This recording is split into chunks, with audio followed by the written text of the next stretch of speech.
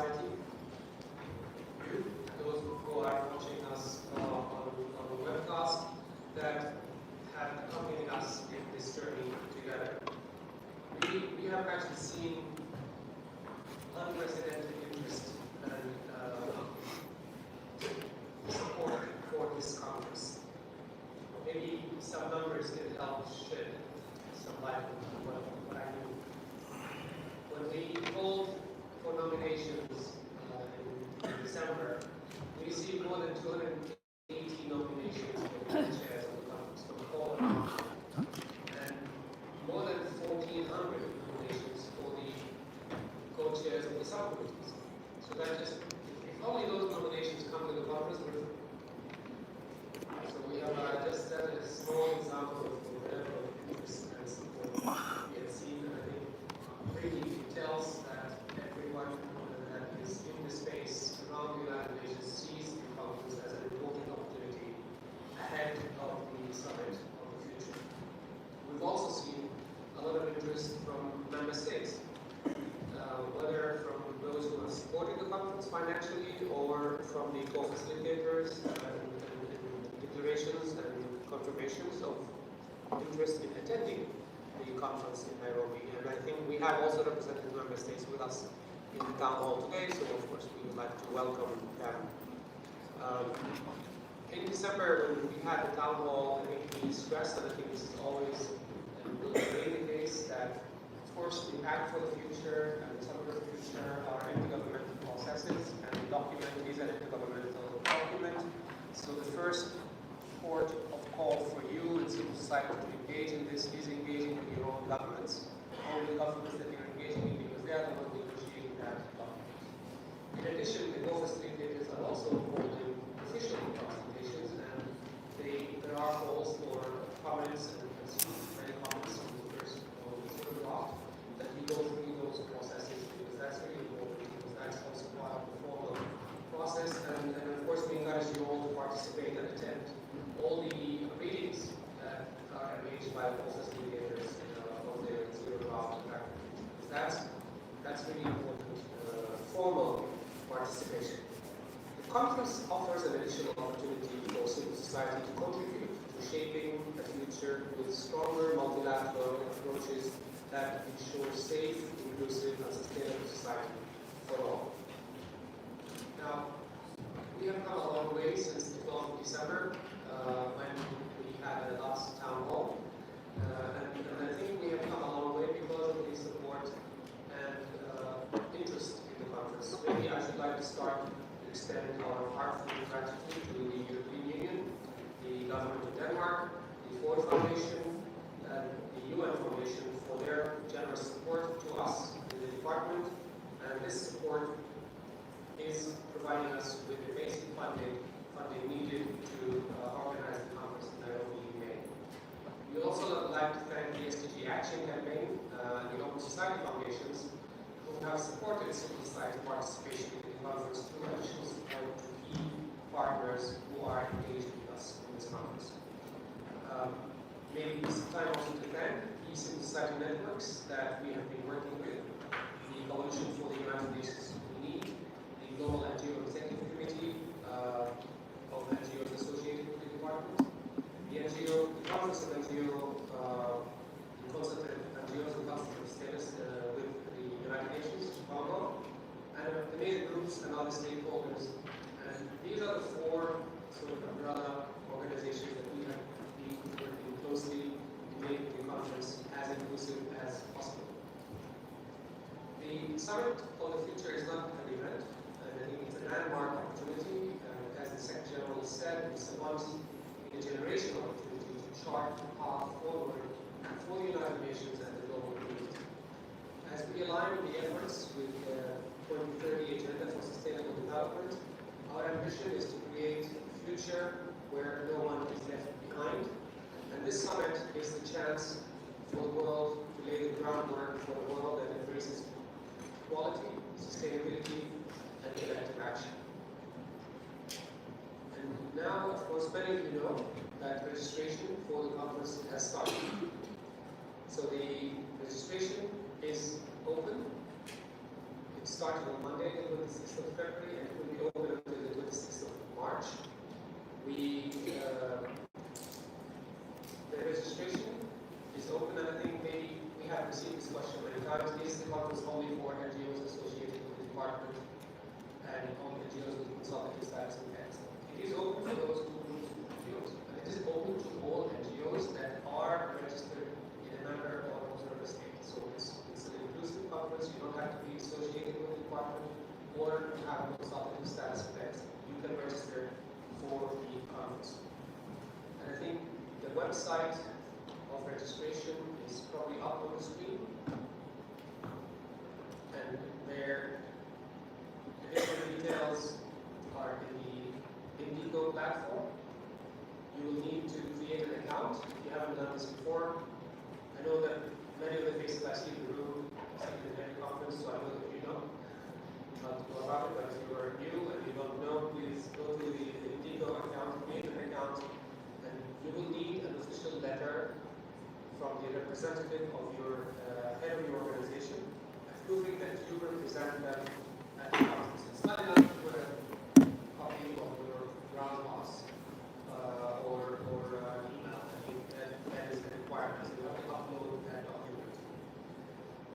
The UN office in Nairobi is an amazing compound, but also they have a limited capacity in terms of the seats that are available at any given time for the rooms that we have booked. The total capacity is about 1,700, but we understand that not everybody is going to be sitting on a seat at any given time, so we are going to cap registration at 2,500. And because we want to be as inclusive as possible, each NGO will have a maximum of 3 registrations to attend the conference. But if you are a global NGO or regional NGO, you have representation in more than one country, then it's 3 per country of your offices in those countries. So hopefully we will ensure that most of you can register. Confirmations will be sent to those approved to participate at the end of March or early April, and I encourage you to register fast because we expect to close down, and I think we want this to be inclusive, innovative, and impactful conference for all of you. So if you have a question about registration, the 3 people that you really need to talk to are Catherine Good, Judith, and Karma. Please stand up.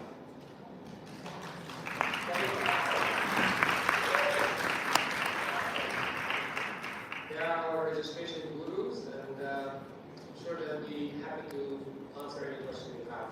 And I think they've done it many times, and I'm sure it's going to be seamless. The other thing that we wanted to share with you is that the conference visual was created by our own and very talented graphic design unit.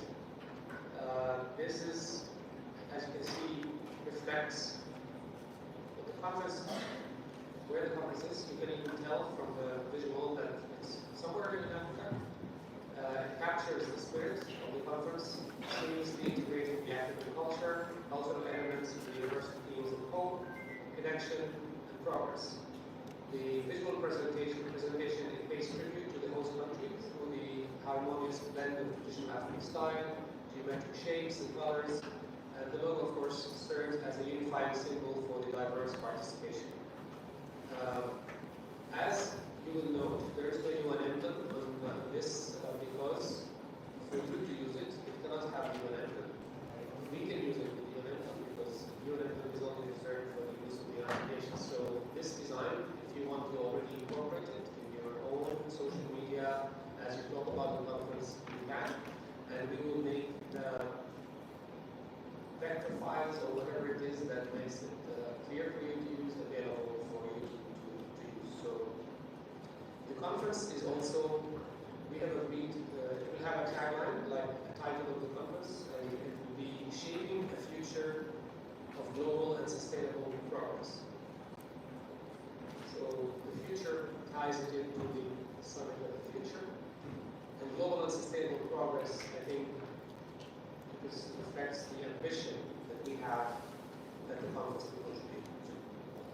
The website of the conference has the criteria and what we would call the guidelines for using the visuals. So you can use these visuals, but of course there are guidelines. It's like the SDG guidelines. You can use the SDG guideline, the SDG symbol, but not in any way that might subtract what they are meant to be used for. So you know that we are working with partners, we have worked with years, so we trust that you will do that. So I'm not going to go into details. I think these can be available on the website. The rationale behind the design, the human elements, the horizon, and the bridge. I think I know my colleague from TGCU will be upset with me if I'm not doing that, but I think we can skip to the next slide. Now, the main reason and purpose of this town hall is, of course, to introduce the conference co-chairs. We'll start with Carol Agengo from Help Age International, who will be connecting with us from Nairobi, and Udara Yusuf from Stimson Center, who is here on my left.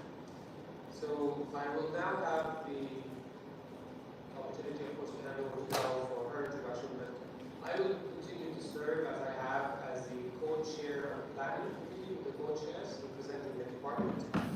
I have not done this before. It was done before by the chief of the Civil Society, but I think just maybe a sign of how much we value this conference and moving forward is that I'm going to be co-chairing the planning process. So I'm looking forward to working together with Lara and Carol. So for those of you who don't know Carol, she's a highly respected human rights lawyer, gender expert, renowned for her impactful advocacy on national, regional, and global levels.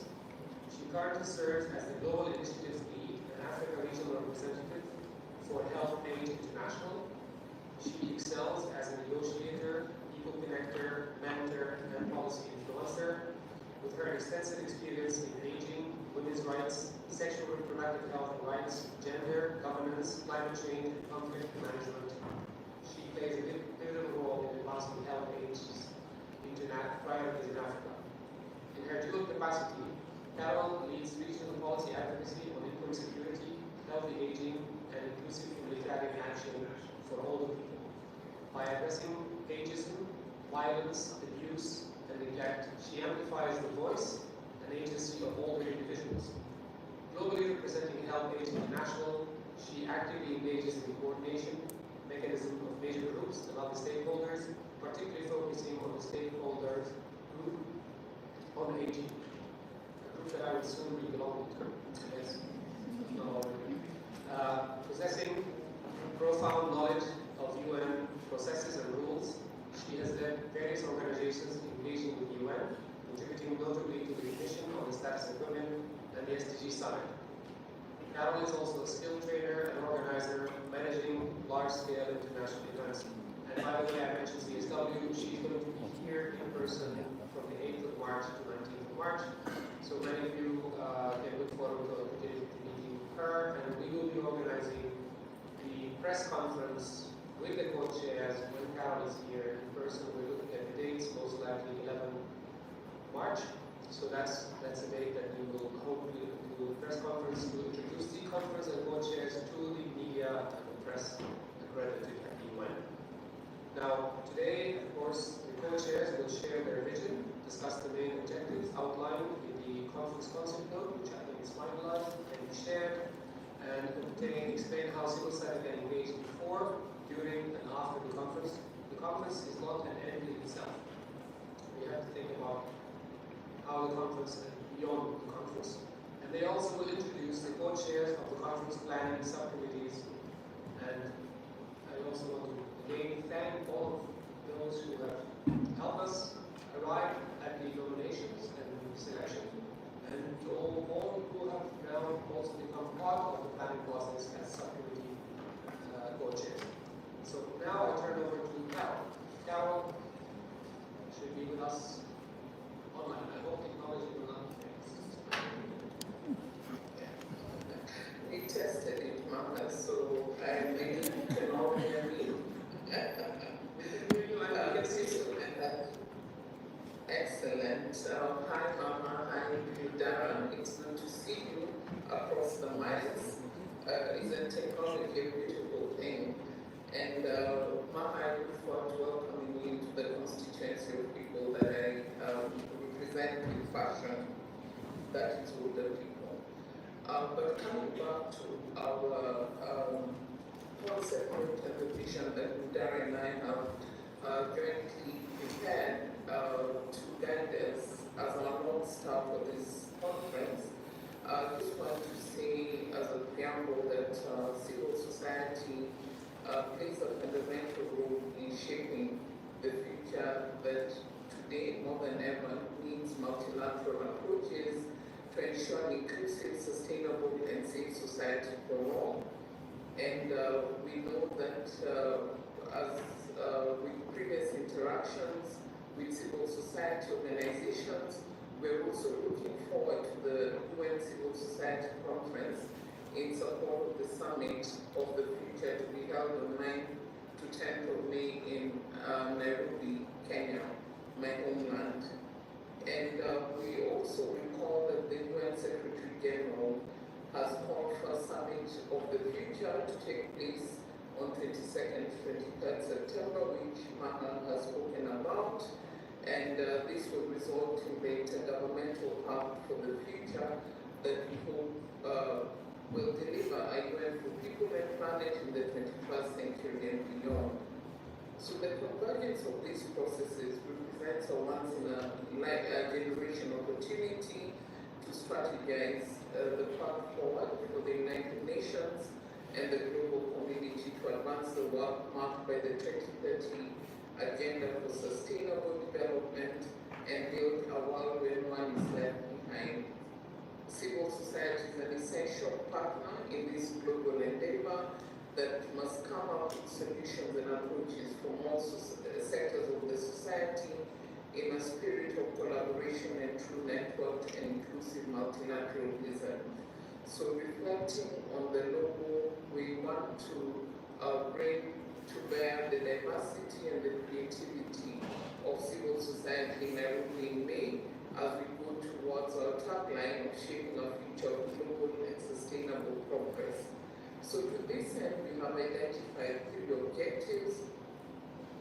main objectives for this summit, and we've called it I to the power of three. The first one is about inclusion. We are hopeful and we will work towards the conference being inclusive, but not only the conference, the processes before leading up to the conference itself, beyond the conference, into the summit of the future and beyond. So the conference is a peak, it's an event, it's not an end in itself. So through the inclusive eye, the first I want to increase awareness, ambition, and accountability for the summit of the future beyond New York, and want to support the amplification of diverse voices and initiatives to inform an inclusive path for the future. Remember, we do not want to leave anyone behind. We want to cut across the diversity that covers the planet. The second I is impactful. We're keeping in mind that by May we'll have more clarity on the likely substance of the pact for the future.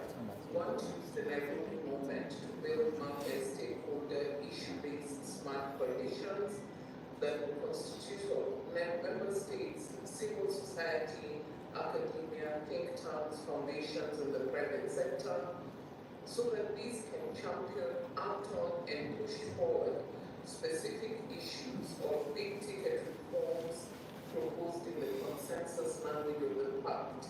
In other words, this civil society hosted pact package seeks to be a step in setting up multi-stakeholder implementation of key reforms and issues across the pact for the future. The third I is about innovation. So we want to seize the conference moment as an opportunity to innovate the way civil society interacts with intergovernmental processes. We want to showcase an effective model of intergenerational collaboration and solidarity championing diverse expertise, and bring something new in a civil society hosted multi-stakeholder forum. We want to reflect the digital global compact that looks at the opportunities that have been availed to the planet, but digital technologies, these complex digital issues that must still be multi-stakeholder and inclusive. At the same time, we want to reflect the Declaration of Future Generations. And when we talk about intergenerational cooperation and solidarity, we want to ensure that this reinforces sustainability as grounded on that declaration, so as not to disenfranchise the generations that come ahead. So what can we do? And even as we talk about the generations that come ahead, we must also think of the present generation. So we're looking at a future for all ages. Before the conference, please tell us what you're doing towards the summit of the future already. You can engage in the regional forums that are coming up, some already taking place.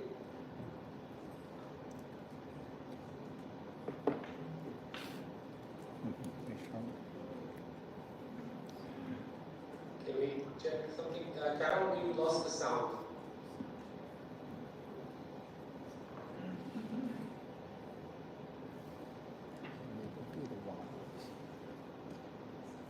Reconnect me.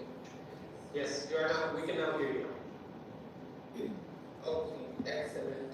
So we want to use the moments that the conference in May and the summit in September present to be able to plan ahead. So please join the subcommittee. My co-chair Darren will be presenting the committees and the subcommittees. Join us and help us plan.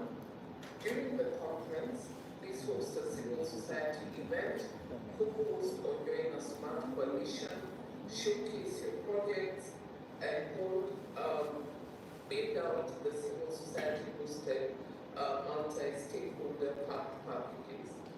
And then after the conference, continue to work across the smart coalitions to raise the ambition and accountability of the path for the future. Inform the path negotiations with inclusive perspectives, feeding toward the UN Summit of the Future movement present beyond just the negotiated outcome, and follow through the commitments using the smart coalitions to implement the reforms that became that have been presented by the summit of the future. So I hope that you will come along, and we're happy to engage as broadly as possible, and Darren will give us the how in the next as she presents next. So back to you, Mark. Thank you so much, Carol. And I think we will be uploading the concept note on the website, so you can all have access to that. Now I'd like to introduce the second co-chair, who is the executive coordinator of the Global Government Innovation Network at the Stimson Center, also serving as coordinator of the Global Futures Forum and youth coordinator at the Coalition for the UN Lead. Previously with the UNDP, she worked on sustainable development goals, integration, and strategic foresight in the Asia-Pacific region. Megara has diverse experience, including education advocacy with the World Federation of the United Nations Associations and support for the UK Parliament. As the founder and trustee of grassroots NGOs globally, her expertise extends to building multi-stakeholder communities, focusing on future generations governance, globalization, emerging technologies, and youth engagement in governance. Ms. Youssef holds the roles in the Global Governance, Justice, and Security Program, is a fellow at the Geneva Center for Security Policy, and previously supported the UN Secretary General's High-Level Advisory Board for Effective Multilateralism. Over to you. Thank you so much, Maya, for the really generous introduction, but also the generous support from your entire team. I see so many incredible people here who I have been bugging with emails in the week, so I really appreciate your support as well. Thanks also to Carol for setting the stage and giving us sort of some perspective of what we'd like to achieve as a vision for this conference. What I'll do is just tee up the engagement plan a little bit, kind of get into a couple of the nuts and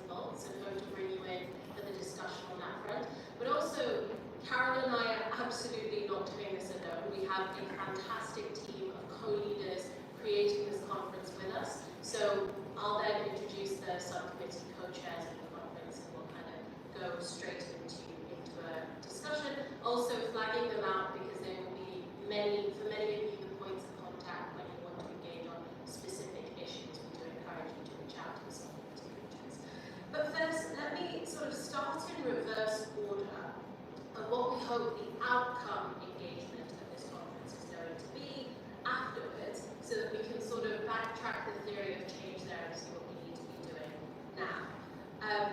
So come May, let's pretend we've achieved what we wanted to achieve in Nairobi. Come May, we'll have a good sense of what Pact for the Future is likely to look like. Not hopefully we'll have a good sense of what the Pact for the Future is likely to look like.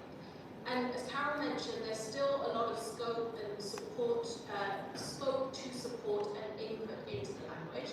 We hope that we'll do this in meaningful ways, with dialogues, to socialise what comes out of the conference as well, what sort of folks want to input into the Pact for the Future from a civil society perspective. The Pact isn't a Pact in September. This is important.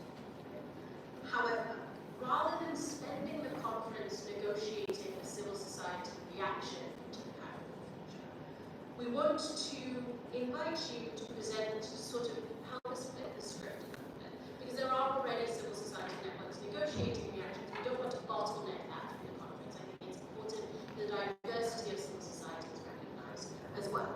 So, in flipping the script, our hope is that by May there will be a strong sense of where Pact for the Future issues and language are going to be strong. You know, we're going to have strong support for certain reform proposals in the 5 chapters. We're going to see sort of a lot of traction and momentum around specific issues. But we'll also know where maybe there's a bit of pushback, it's a bit contentious with intergovernmental negotiations, maybe the language is getting diluted a little bit. So we'll have this sort of lay of the land of where the Pact is probably going to go. So in this civil society hosted multi-stakeholder conference, we hope to build smart coalitions, as Carol mentioned, of member states, civil society organizations, UN agencies, think tanks, academia, foundations, and potentially the private sector, academia, and so on specific reform proposals that are either strong and so need follow through after September to sort of land the issues, or are actually a little bit weak and we want to invite groups of member states, groups of friends in member states, who want to take those issues further and do more with them to help land these issue areas. So in other words, begin a process of networked and inclusive multilateralism in May that come September can help us land the issues of the Pact for the Future and really meaningfully impact implementation so that we're not just negotiating text and stopping there. So the outcome, we hope, will be commitments from these smart coalitions and follow through for the same. So, you know, commitments of one-page commitments, for example, and this is what the coalition hopes to achieve, this is what these multi-stakeholder groups sort of set out as a vision, this is when we'll meet again, etc. But also recognising all of the reactions that are likely to come from civil society and the Pact for the Future, and combine this into what we're calling the Pact package to sort of present from a civil society hosted multi-stakeholder point of view. Which means that the conference itself, we hope that you will co-host or join the Smart Coalition. There will be exhibit space. We hope that many of you will showcase your projects that you're already doing towards the Summit of the Future. We'll be launching calls, as Carol mentioned, in the coming days, the Civil Society hosted workshops. We hope, and we have a couple of subcommittee co-chairs in the room who we hope will come in and elaborate on this as well. And also, you know, all of this kind of resulting towards bringing the work of civil society towards the Summit of the Future together, expanding the scope of what civil society is beyond just this room in New York, and sort of reaching different groups as well, and sort of seeing that through. So, what do we then, that's what we want to do at the conference, and that's what we want to do outside of the conference, and afterwards, what do we need to do right now? Because there's not a lot of time, and we need you all to help us do it. So, you can tell us what you're already doing, you can help us engage across the different subcommittees, in regional conferences, help us raise awareness of the May and September movements. And there's lots to do, so keep an eye on the Department of Global Communications newsletter, on their social media. That's where all of these updates are going to start coming. We hope to do a couple of briefings ahead of the conference as well, including not just the press,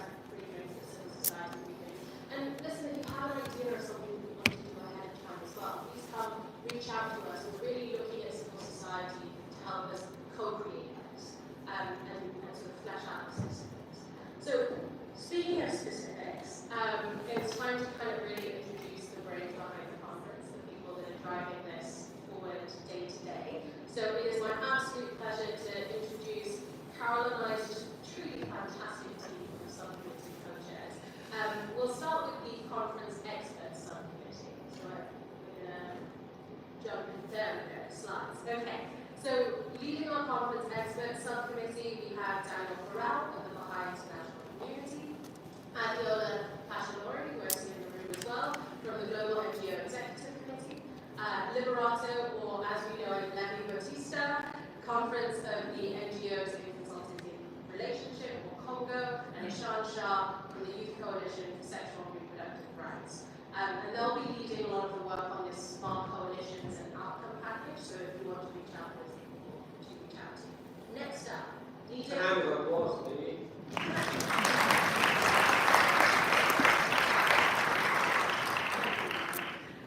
See, this is why we need you. Next up, for the outreach subcommittee, we have, these will be the folks building information networks, pushing forward a lot of what we hope to do at the conference, before and after as well. We have Troy Wolf from the UN Foundation, Lenson Njogo from the Legal Resources Foundation Kenya, and Olusomi Aina from the Lighter Foundation.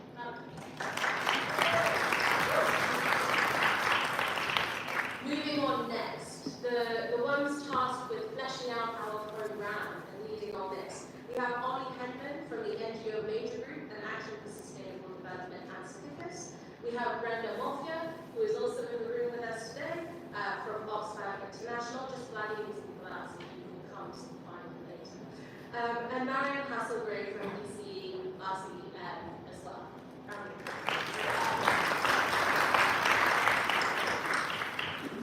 Next up, riding solo, but with sort of support from across the board with DGC, we have Lola Ibrahim from the Women Against Violence and Exploitation Foundation, who will be leading the exhibit subcommittee. So these are sort of booths that we're going to be putting up in Nairobi. Round of applause for those. Fantastic. And ensuring that the conference itself is inclusive and accessible, leading our accessibility subcommittee, we have Sally Mbuta from the United Disabled Persons in Kenya, and Renata Giuliotti from Coalition for Need.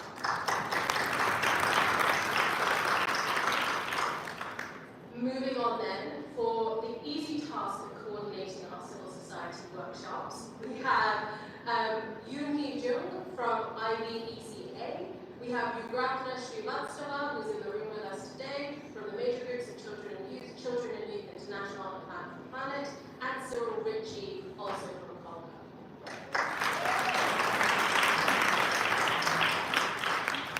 And then, as the next up, as the eyes and ears of our conference, the creators of the image, we have the media, multimedia, and social media team, led by Gwenwa Kiabora from Coalition for UN Need, Yang Yolanda from the Asia Pacific Resources and Research Center for Women, and Saru Duckworth from UN Foundation, who is also a next generation member. Especially finding this team if you want to sort of help share social media, communications, etc. These are the people to reach out to help us raise awareness. Moving on to the all-important intergenerational and youth subcommittee. We'll be mainstreaming intergenerational and youth across the conference. We have Terry Otemio from the Major Groups of Children and Youth at UNDRR and UNDRR ICM, Cairo Eubanks from Youth Future Foundation and Chair of the UN DGC Civil Society Youth Representatives, Mike Sami, who I see sort of sitting over there as well, fantastic, from Save the Children and who's also a Next Generation Fellow, and Sandra Timmerman, who from the International Federation on Aging.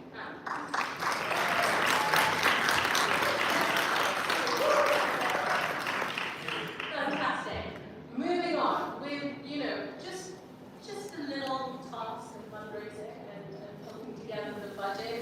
We have the Brave Warriors, who have Robert Gutu from African Youth Movement, Florence Nuevo from the SG Media Forum, and over here joining us in the room as well, we have Jeffrey Coffine from Coalition for the UN.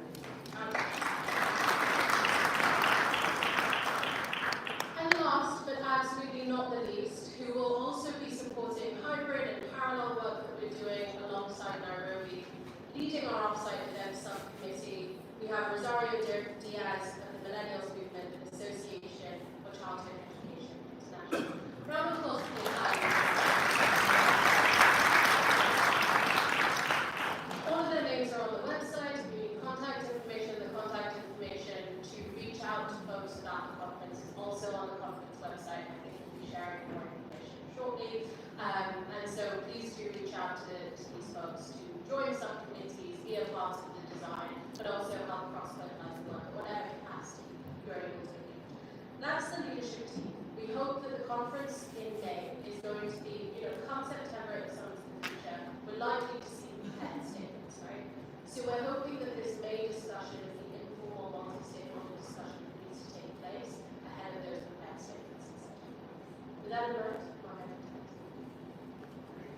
Thank you, Lara. Thank you, Carol. And now you have seen the names and faces of the very diverse, very inclusive, very, in all levels, I think, representative of humanity, community.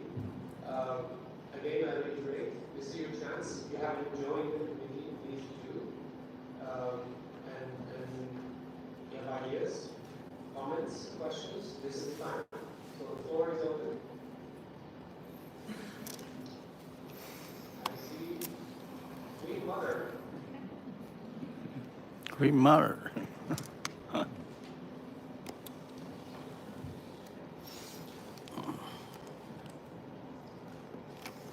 First of all, I'm just so pleased to be amongst you of civil society on the journey that we are on as a group.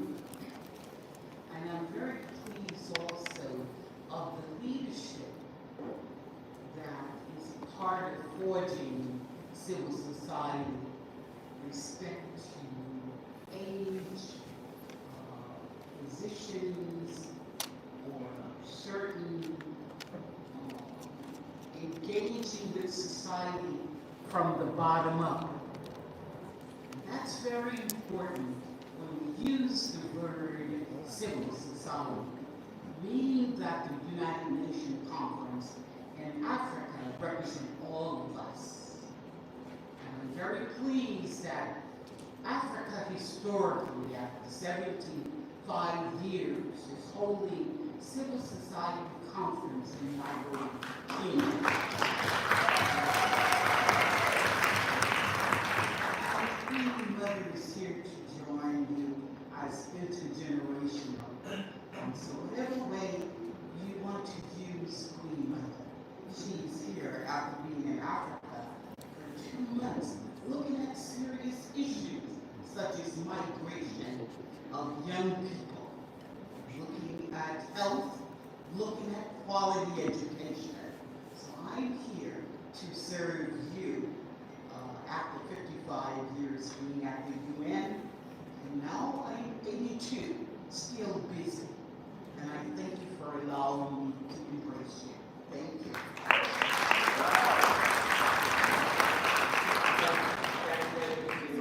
Before we take more comments, actually, since we do have subcommittee co-chairs here with us, maybe I would like to ask if they have anything to say something.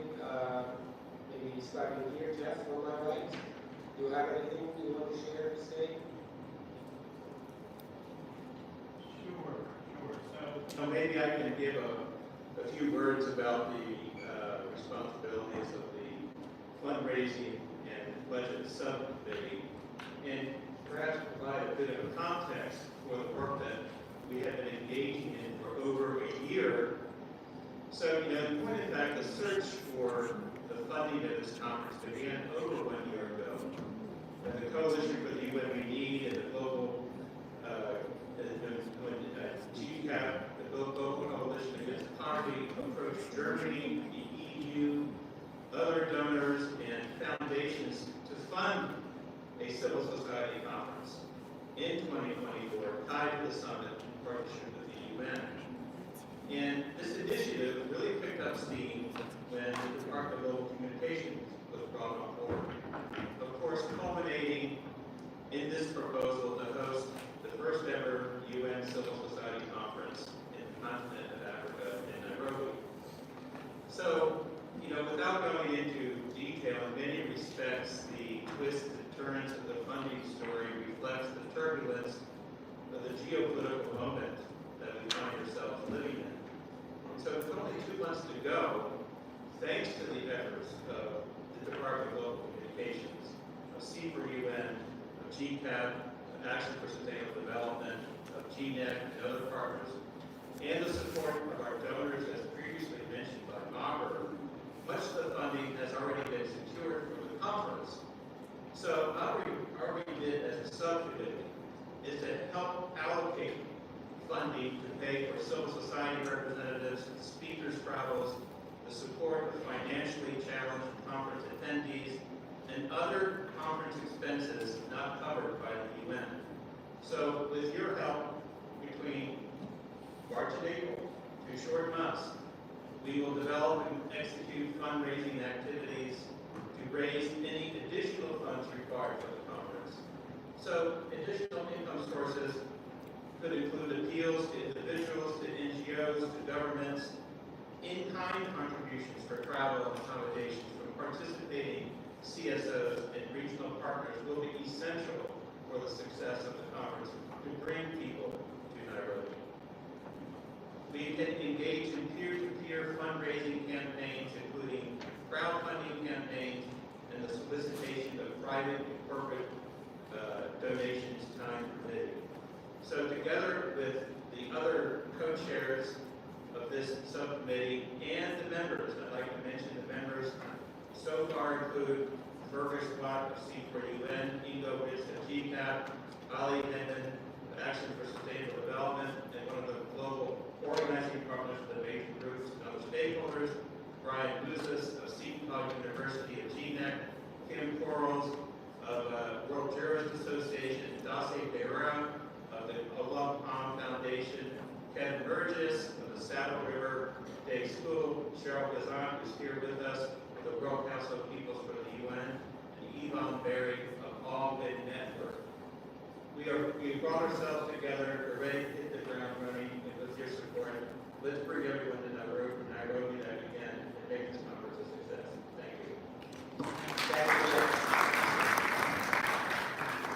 Brenda?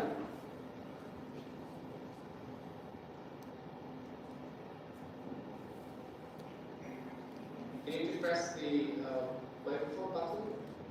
Will it turn red? Can you hear me now? On behalf of my co-chairs of the subcommittee on programs, Oli and Marian, who are not able to join us in person today, just to start by expressing our gratitude for being called upon to not only define but also shape this very important conference. The work before us is extremely important, and we feel deeply honored and excited by the prospects. 5 updates perhaps from us. The first being, as it has already been mentioned, that we're in the process of finalizing the committee itself, and by finalizing the committee, we are speaking about including other people to be part of the committee itself, besides the 3 of us that are co-chairs. We've received huge interest in this committee, and the challenge that we're having is just to make sure that we have a diverse group and a group that will enable us to come up with a program. We're taking a lot of things into consideration in that regard to make sure that our committee reflects expertise, is also inclusive in terms of regional representation, also including different groups, youth, women, also reflective of different races, and just for it to be a reflection and aligned to the globe, in terms of membership. We are hoping that we'll be able to finalize this in the coming coming days, and by next week, we will reach out to the people that will be joining our committee. The second update is perhaps to just mention that in coming up with that program, we do want to recognize the fact that essentially we want this process to align or to contribute to the outcomes of the Summit of the Future. That said, we want to see how the program enables us to have conversations around the pact itself and also the global compact, the digital compact, as well as the declaration for the future generation as well. In that doing, the contribution also has to be very innovative and try to enable civil society to also build smart coalitions that are mentioned.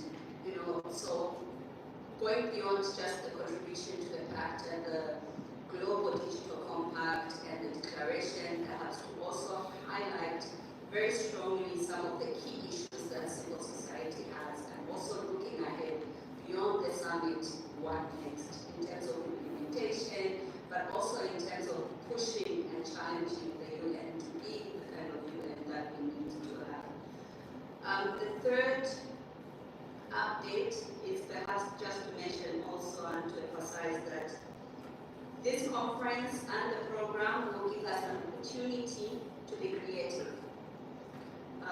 We want to be creative, like I said, to be both reflective of the outcome documents, but also to look ahead, so the themes themselves will look ahead.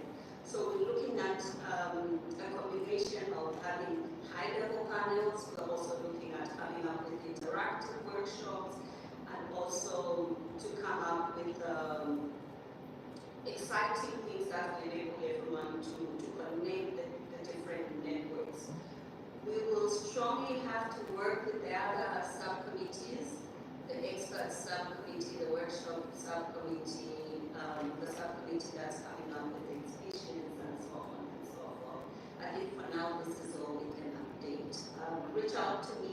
My contact, like I was saying, is online, and those are my subcommittee chairs. Thank you very much. Thank you very much.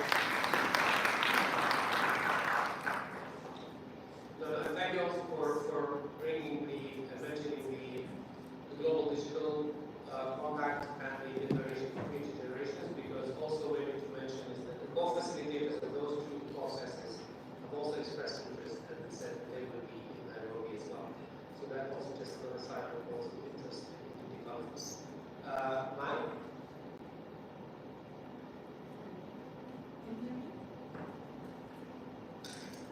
Can you hear me, right? Good afternoon, everyone. Good morning and good evening for the people who's watching the web TV. Today we come together for the UN Civil Society Conference, and at the Intergenerational and Youth Subcommittee, we want to make sure that we don't leave anyone behind in shaping our future. We're here to make the Summit of the Future more inclusive for different group of ages, for children, youth, and our aging, our elder adults.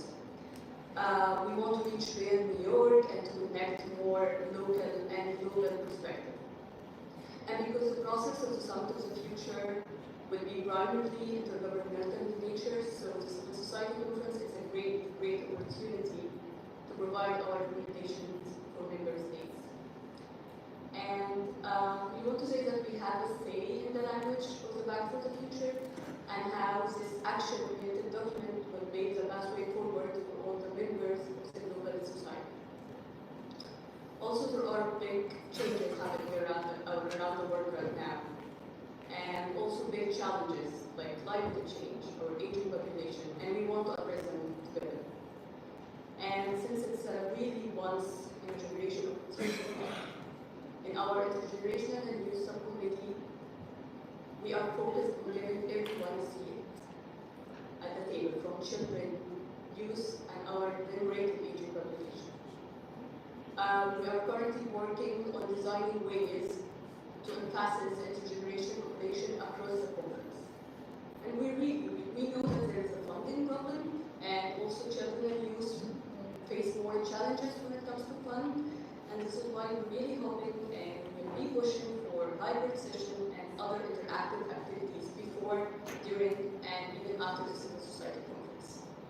We want to make sure that participation is easier for everyone, no matter where they are, and we want also to urge to help, like we want to ask your support to help us urging member states to bring youth and children into their delegations to the conference.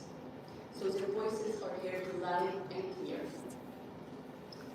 And we want to keep it simple, inclusive, and be more inclusive is a key for a better future for all of us. Reach out to us, to the intergenerational and youth community. We want to hear your ideas. We are now also working on finalizing our members for the subcommittee, and probably we will be reaching out early or maybe next week. And as our first introduction poll, I know we are working against time, but let's do it. Thank you, everyone.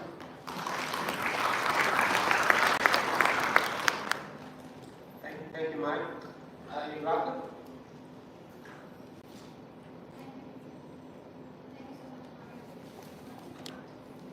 Can you wait until it's red? It's not red yet. Okay, perfect. Good morning to, or well, good afternoon to colleagues here, and greetings to everybody following online. I'm Yuratna. I am one of the two organizing partners for the major group for children and youth with my colleague Sami, who is in Egypt. I have three updates for you today. First, from the Civil Society Workshops Subcommittee, we have been working to design the sessions of the Nairobi Conference in a manner that is inclusive and brings widest possible representation. In the coming days, we'll be launching a call for application, inviting civil society organizations and other stakeholders to submit proposals for events or creative activities that they would like to host at the Nairobi Conference. Organizations accredited to ECOSOC, DGC, and NGOs that are registered in the member countries of Economic Commission of Africa will be eligible to submit a proposal to host an event or any other activity during the conference. We're looking forward to designing this with you. As like other subcommittees, we're working to finalize the members and bring together different organizations in this process. Secondly, as a member of the NGOs mechanism, major groups and other stakeholder mechanism, which some colleagues touched on before, we have been very glad to support this process. We were actively part of the nomination task force that put together the different subcommittee coaches and the conference coaches that you see here today. And we are also working actively to provide inputs to co-facilitators and other member states on the facts and its annexes. We are looking forward to mobilizing a strong and inclusive civil society participation at the Nairobi Conference, but also at the main summit itself. Final point, as the previous subcommittee already covered it, I really want to reiterate as a young person the importance of intergenerational nature for this conference and for the whole process in general. We are pleased to share that next week in the beginning on Monday, 8 UN agencies and over different UN youth constituencies are coming together to launch an online consultation on the Spark Blue on the 5 themes or chapters, which will be a written consultation for young people worldwide to submit their inputs on the pact, which will culminate into the ECOSOC Youth Forum, that is a system-wide effort of UN and youth constituencies, taking place in April this year with 3rd day dedicated to Summit of the Future.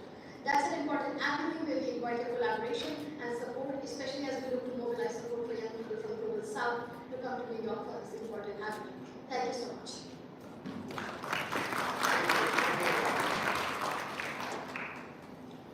So now back to the floor. Yes, I see a hand on the right, please. Please introduce yourself, wait until it's red, and fire away. Okay, good morning and good afternoon. I am Dr. Ahmed Kartir, human rights activist. It's my pleasure to be here today, and it is, and also it will be my honor to be part of Civil Society Conference 2024 and to visit Nairobi. As announced, this conference will be the summit of the future, above all, and is a call to rethink the way things have always been done. And as a human rights activist, I want to make it a call to think about Palestinian kids, youth, women who suffer, and to make building peace save the future of Palestinian kids, one of the Civil Society Conference goal and interest, and to raise civil society voice for justice for all. Thank you very much.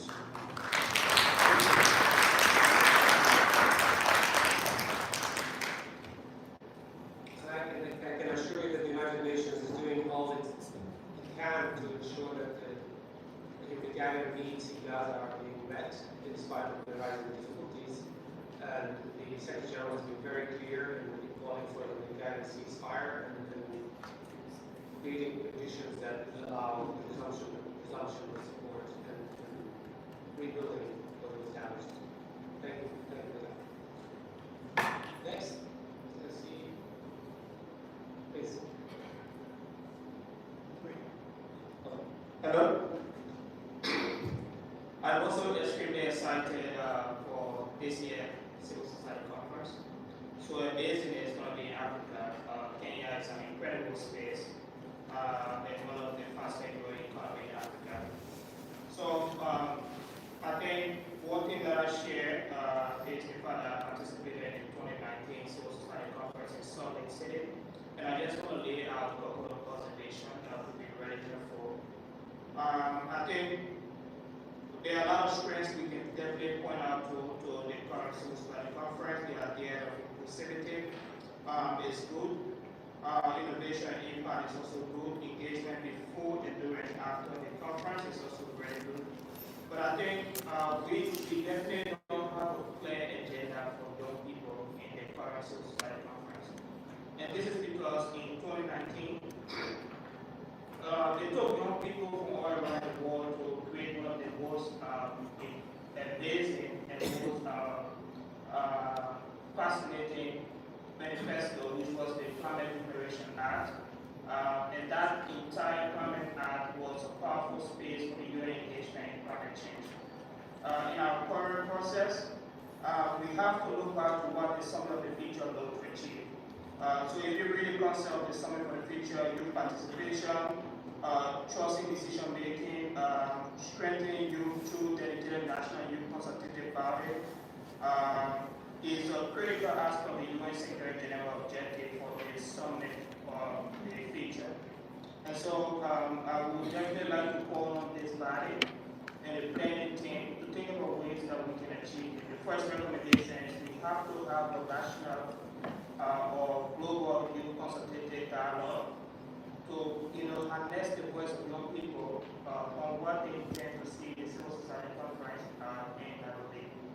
This will be a critical part to understanding why young people believe to be the next stage, or how they can be participate, what are the natural impact, and what are specific targeted areas they think should be part of the conversation.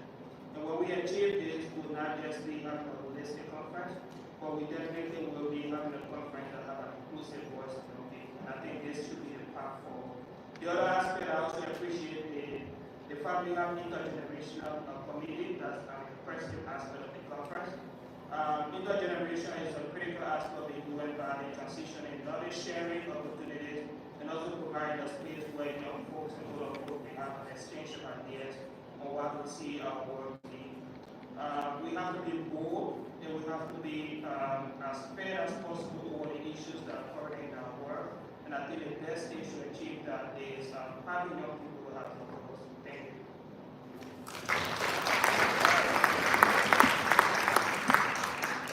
you. Thank you very much. And I think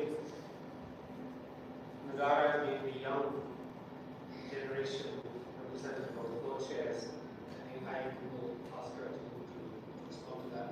I'll have some comments now, please. No, of course, I would just say no good idea goes on connections. Mine's right over there. Let's make this dialogue happen. Let's, help us co-create it. That's what this is a civil society conference. You are civil society. This is our conference. Let's do it together. So great ideas. You know who to talk to. She's waving her hand right there. Let's make it happen.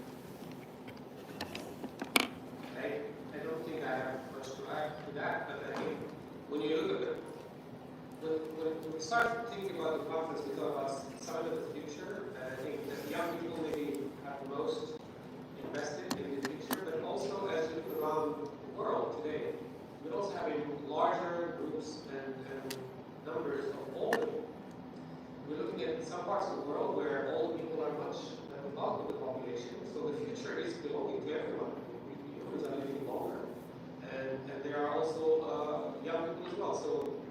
that may be the opportunity this intergenerational community looks at what are the common issues that need to be addressed in this global world that clearly the need for the summit of the future came from the reality that what we have as a system that is meant to deal with the global problem isn't working as it needs to work. And that was the core behind having this summit of the future. It's not going to revisit and think about the SDGs. That roadmap is there. We need to actually double down on what are the things that need to be addressed. Because there are really challenges that didn't exist when the UN was created. AI, digital, all of these new things that we do, they were not there. Rising inequalities, and all of these new things, governance, financing, so all of these bigger issues, some of them civil society has a big voice in them, others in state governments, but then the interests are everyone's. So that's the opportunity for engagement. See more hands, maybe I'll choose 3 people and then 1, 2, and 3 in the middle. Yeah.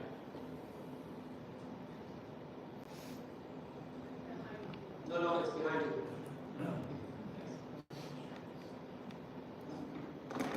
Good afternoon. My name is Gail Davis. Good afternoon, Mahir and Nidra, and everyone here. I'm very grateful to be here with all of Civil Society and what we're creating, Mahir and Nidra, and to the lead from Canada, Carol. What I do see missing, I started here because of Quincy Jones in 1998 with the first live stream for artists and NGOs and stakeholders to come here. What's missing are artists and creative professionals. There are others who are trying to do the same thing. We're all in this together. But what are missing are artists. Artists coming to the table. Artists who can come to the table with member states, NGOs, and anyone and make the biggest difference. Okay? In the work that they do. Look at Bob Marley with One Love. He brought everyone together. He brought 2 people who were fighting together on the stage. That is what we can do with artists being brought to the table. I'm usually behind the scenes, and I've done that. I'm shaking even as I say this. But I would like to support the woman who is on the exhibits committee. I usually support Awa Diallo and her team. I did last year. I supported artists being in the last album doc. Minor, I normally don't toot my horn or whatever. I'm not here to support. I'm here to support people as I always have. I would like to be with the exhibits committee and create a sub-arts committee under IAA Glosha, who already does a lot of exhibits here, and bring artists in and so forth, especially with the work that we do under the creative economy. So I'd like to put that forth as a request to you, Maher, personally, and to Nidra, to be the person who supports the exhibits committee with artists being a part of that. Thank you very much for your time.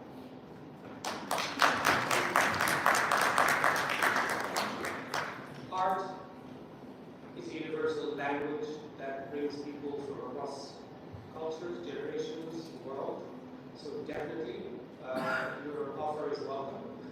And I think you can coordinate with the one person now leading the exhibits committee, but I think that's something that you're welcome to definitely work on. I think she's actually here, so you can connect, definitely. So now to you. Thank you very much. Greetings, ladies and gentlemen. My name is Julie Sakala from Syria. I represent the Youth Association in Syria. So I want to thank you all for this fantastic meeting. As highlighted by all the speakers and co-chairs, I have some few recommendations which I would like to share with you.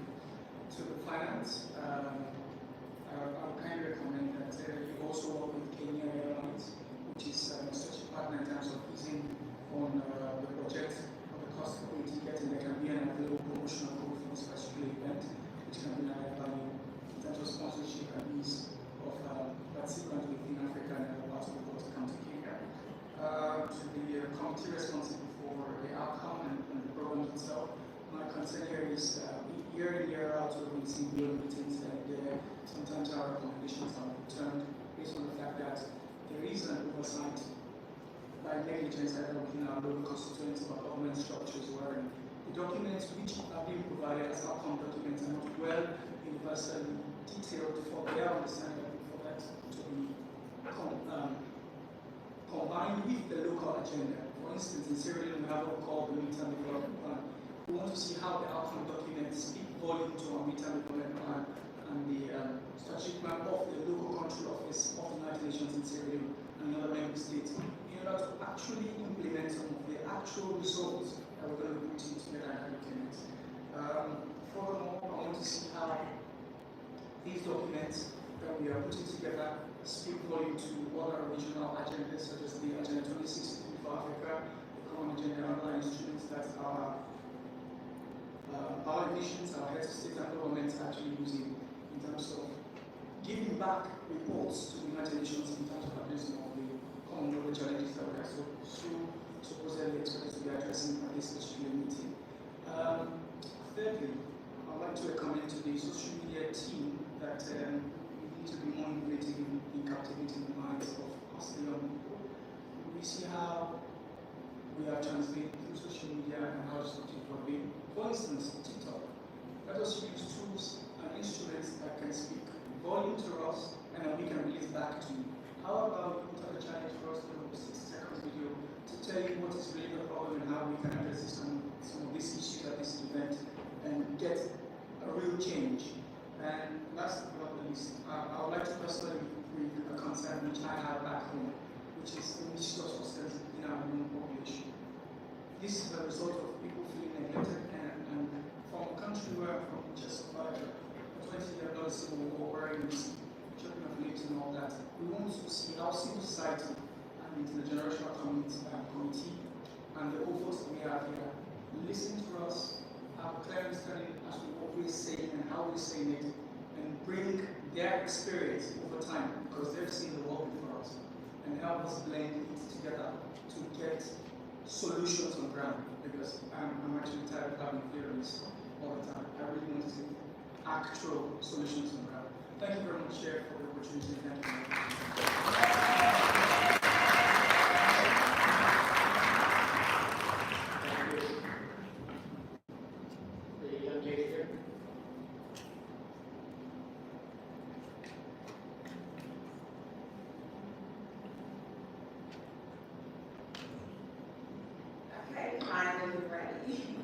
First, I would like to say, I want to express my gratitude for even being here today, and all the co-chairs in the subcommittee. It's a pleasure to hear from you guys today. I am Sierra Craig, and I represent the iShow Empower Incorporated, and we represent Afro-descendant individuals supporting development and education of the African diaspora, the 6th region of the African Union. As we are here to be heard and very appreciative, we would like to bring the attention to many people, groups, and organizations doing the work on the ground floor who are unable to give their invaluable input due to lack of internet access, simple computer skills, or even electricity. Is there any plan of development of the solutions that can be distributed through physical documents as well as online to ensure a level playing field, leaving no one behind while making progress on this conference? Thank you, and the gentleman in the middle.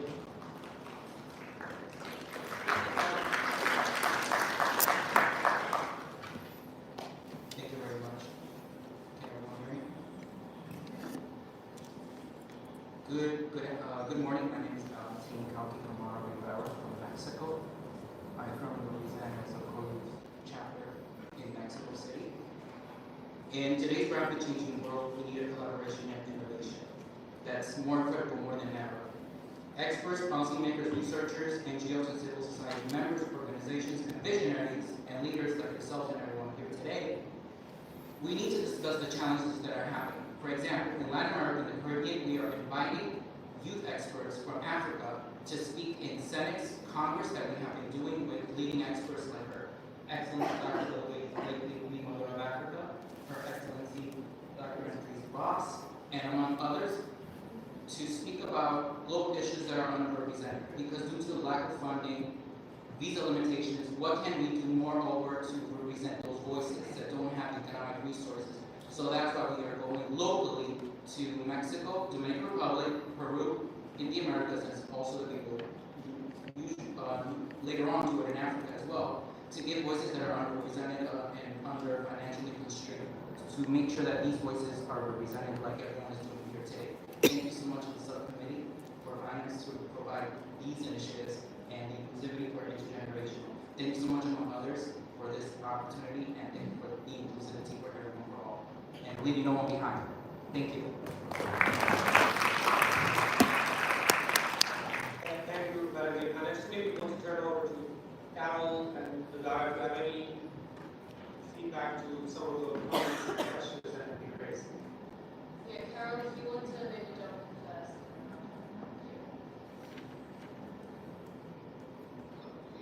Thank you, Dana, and thank you, Lana.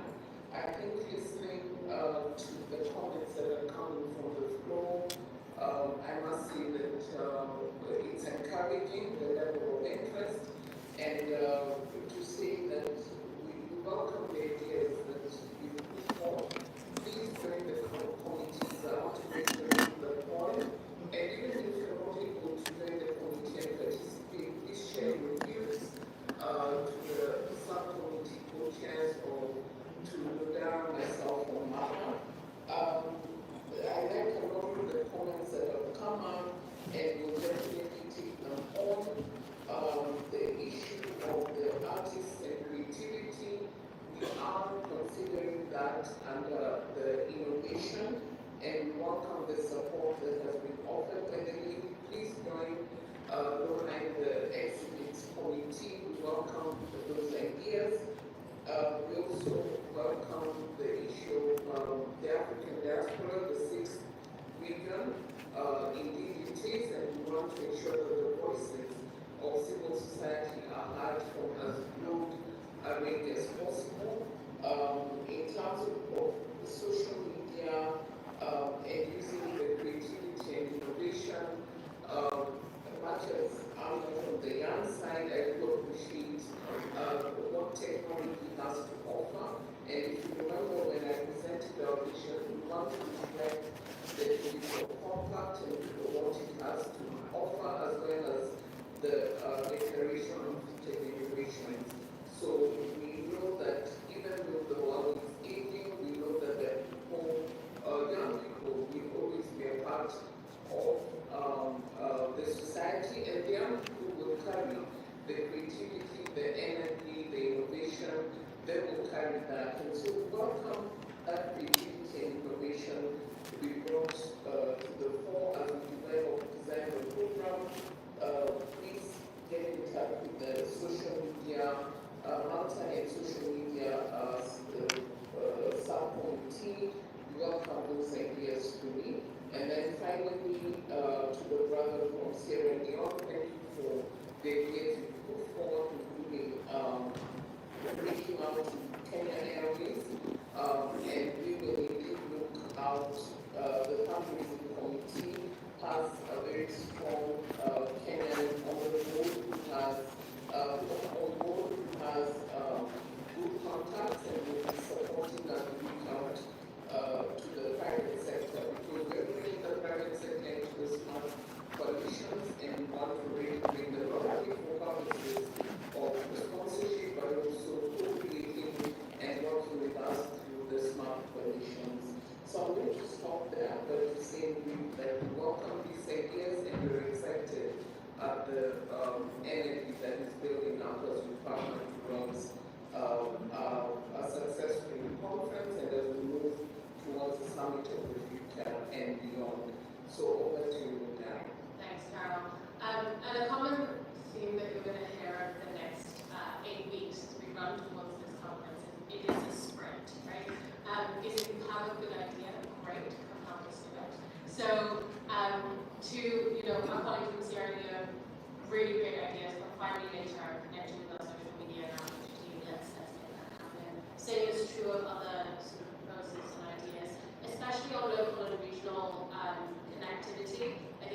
important to note that we want to make sure we're closing the loop on the communication cycles, right? So we're having regional forums ahead of the Nairobi conference. We want to have some debriefs afterwards as well to make sure that people aren't just feeding one way. So making sure that, as you say, the outcomes reflect what is happening at a regional level to an extent as well. Keeping in mind, we're not actually negotiating an outcome document at this conference, right? So what we're producing is a packed package, an outcome package that will include commitments from these issue-specific, reform-driven, smart coalitions. This is about landing implementation. Civil society has spent over a year negotiating, consulting, dialoguing. All of this is critical, it's important. We do want to have that as part of this conference. But we also want civil society to drive implementation. Because if it's going to be about the future, we can't just negotiate text. So the key outcome of the Nairobi conference is these commitments from the smart coalitions. And it will be then an input to say, you know, here are all the inputs from civil society on the different pieces of the path for the future. This is important. And here's how civil society is going to support member states in that intergovernmentally driven process. So emphasizing that a bit as well. In terms of leaving no one behind and leveling the playing field, I think these are all important principles and foundations of the way that we want to operate as the civil society organization, as the Civil Society Conference. We're trying to innovate the way that we do this itself, trying to be more intergenerational from the beginning, trying to be more diverse from the beginning, trying to, when we're in Nairobi, doing what we can to make sure that we're not just going panel, end, and actually having sort of opportunities for meaningful engagement across the board. And really, you know, when we say this is kind of conference 2.0 is the phrase that you used right now, we're trying to innovate the civil society process itself, right? How we as civil society need to engage with intergovernmental processes. How can we incubate and support these processes? We've seen, you know, that itself has become a contentious issue recently. And I think this is an opportunity for us as civil society as well to showcase that we know how networked and inclusive multilateralism can work successfully. So really a call to action on that. Final quick point is to say, you know, for those member states, UN agencies, other stakeholders outside of civil society in the broad sense that are listening in or engaging or in this room, you know, this is also an invitation. It's a civil society hosted space, but it's an invitation for you to use this as a bit of a playground for your ideas, the things that you want to work with civil society on. Please do come reach out to us as well. We're not just going to do the talking, we want you to come be partners. So if you want to be a part of a coalition, if your governments are thinking of specific issues that they want to see in the path of the future, please reach out to us. This is an opportunity to do that. Have that informal moment before we go into the formal dialogues. Thank you for that input from Carol and Dar. I don't have much to say except that just maybe a little bit on the level of interest that we have seen. Tomorrow I'm going to be joining Michelle Griffin in a meeting about remote issues in Vienna with 800 plus NGOs that are civil society accredited to the UN in Vienna who want to come and hear more about the Summit of the Future and the conference. I did the same in Geneva. They have 800 accredited NGOs. I was there, met with them, very high level interest, full room, many questions, many inputs to the Back to the Future, which we told them we said that in the whole process, but we have shared that subsequently. I also spoke to a gathering of NGOs that the Danish government got together in Copenhagen earlier last month. Same thing, very interested in the conference. We are planning to be in Nairobi at the end of the month for the first planning recognition, and Carol is already organizing for us a meeting with NGOs in Kenya that will be sort of a town hall there before the conference. Same thing, any NGO process or any opportunity that you hear about that you are involved in before the conference, I think that can be the opportunity also to start tapping into the energy, the ideas that you can bring together and bring those to Nairobi.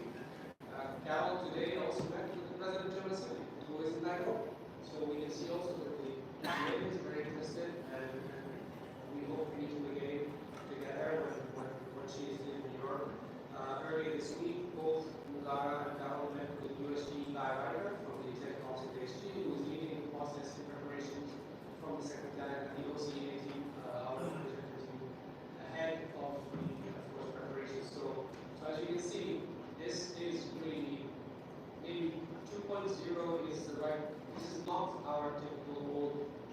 This is different. We want it to be different. It needs to be different, and it can be different. And from what I can see already, it is different. Thank you.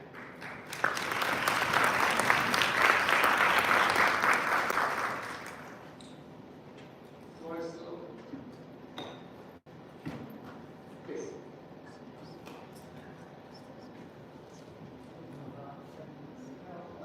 Good question. George Anthony, Patrice, Greece. I'm here with students from Berkeley Catholic and New School of World Studies who are part of this idea of moving their ideas forward. One of the questions I have, or concerns I have, is this is a wonderful concept. Kenya has the ability now to sort of showcase to Africa what we can do as civil society. I know Catholics and Greece were working with schools in Rwanda, in Guinea, and in Uganda, and we have success stories. So my question is, how do we use this conference to sort of create additional partnerships where we can connect our success stories, where we can benefit from each other? That's the key. We have best practices. You know, like how we do this stuff in Uganda, we work with schools all over the world in peace building. So the question is, how can we share what is being set up, what resources are being set up in this conference, where we can share best practices and connect our wonderful success stories with other civil society organizations. Thank you.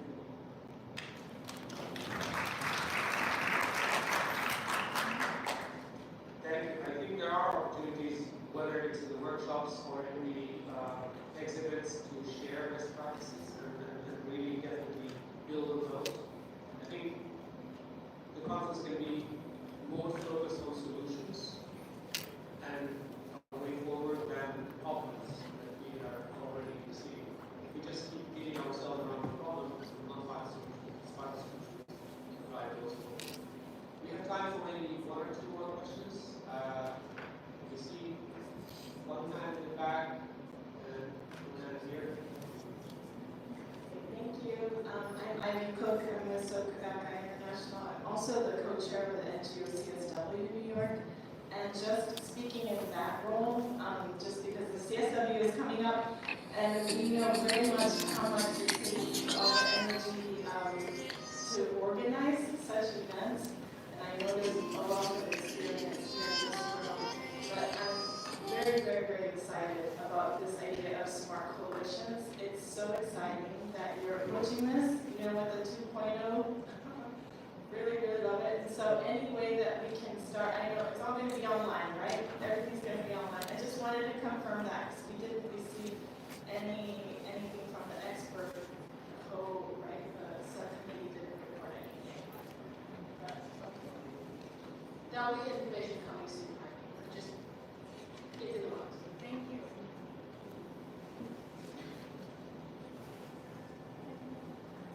Please.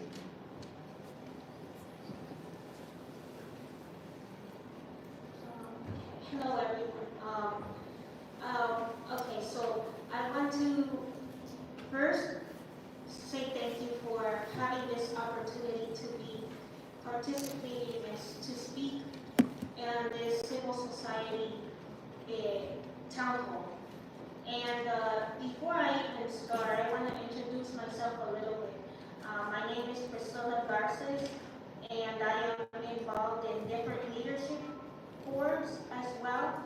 I have a background in diplomacy and international relations from Seton Hall University and a master's in nonprofit leadership from Fordham University.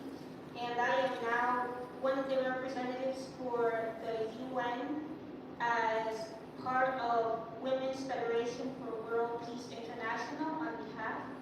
And I want to start by saying that I am so glad that there is an accessibility subcommittee because people with disabilities deserve to share their unique experiences, and they should be able to have that safe space in order to share those stories and unique experiences so that this way there is more inclusivity, not just for the conference that is going to be occurring in Nairobi or for the CSW 68 that is coming up, but also for the Summit of the Future, now and beyond. And people with disabilities or conditions or circumstances, whether visible or invisible, should not be forgotten. They should be visible. And as a totally blind person, I would like to say that because of the advancements in innovation and technology and the assistive technology, I have had many doors open, the information being accessible. And this is why, the accessibility subcommittee should be a place where we can ignite much needed and important discussions in terms of what are the unique needs and policies, whether at the local or international level, for people with disabilities are, because they have talent, and those disabilities or conditions, whether it's visible or invisible, can be addressed. And people with disabilities have many different abilities as well, and talents that they could be showcased, whether it's in many different settings. So I just want to say that these committees, whether they should be the accessibility committee or the intergenerational committee or the other committees, they should have more opportunities for those people who have different conditions to be part of the decision making and the leadership roundtable discussions, because they too have a voice. And as a person who is blind and cannot see, I have a voice, and all of us should be able to have those unique voices and experiences to develop those better policies and propose better ideas that should be more inclusive for now and in the future. Thank you.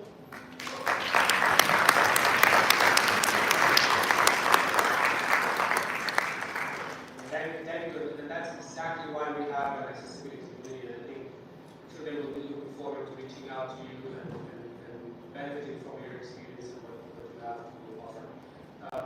Maybe one last question, because I think we have to finish at 1 o'clock. Please.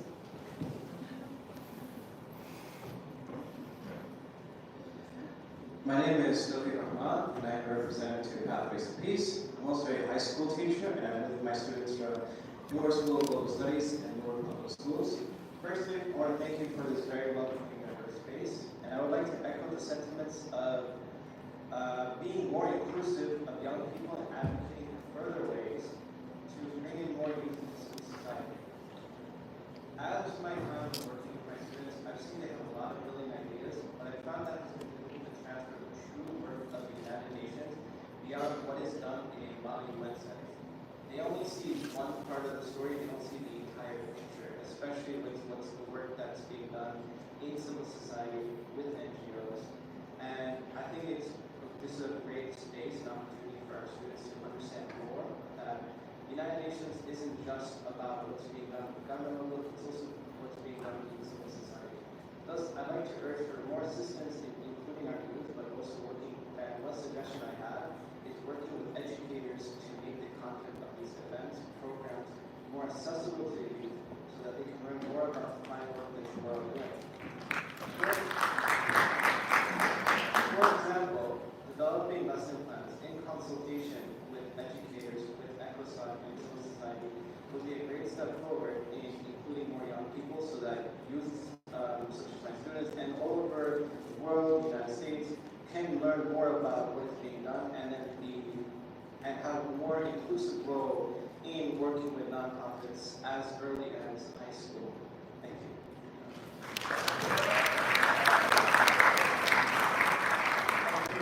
Maybe I'll turn over to Dara.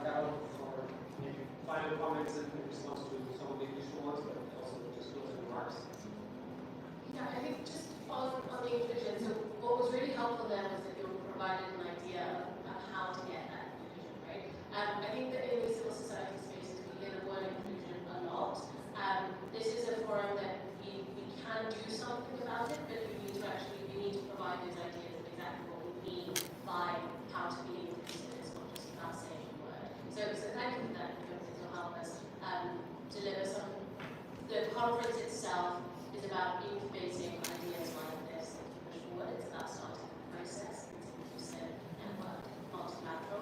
So we really hope you want to engage in I will leave it at that and just say please reach out and help to co-create this. This isn't going to work in 8 weeks and we don't want to do it together. We're looking at some of the advantages of the conference that we get in this group and many are listening in online as well. So help us do this and I think we can bring it. Carol? Thank you, Dara. And I think just to reiterate quickly that we cannot overemphasize the need for inclusivity and for coming along. As we're speaking about the smart coalitions, we want to see the participation of as good a spectrum of the diversity that is represented in the planet as possible. The other thing also is I really welcome the views of the need to talk about accessibility. Please join the accessibility subcommittee. We need as many new ideas to be put on the table as possible. So just to thank you all for the ideas, please keep them coming. Please engage with us. We have an open door for the policy around the virtual spaces the technology has allowed us to embrace. So please engage with us as much as possible. This is our conference. This is for the civil society, and the smart coalitions are for us all so that we can ensure the future through the implementation of the part of the future, which we must also engage with at this preliminary level. So thank you everyone for your contributions.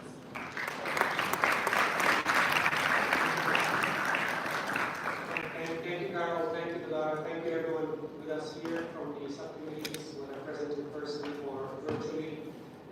Thank you for all of you who have also called students.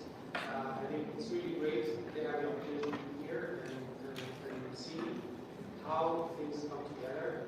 This conference will hopefully have a mixed generational, whatever professions available there. I think we can get this together and right, and I think the ideas that were heard here need to make their way to the committees where these are going to be concretized.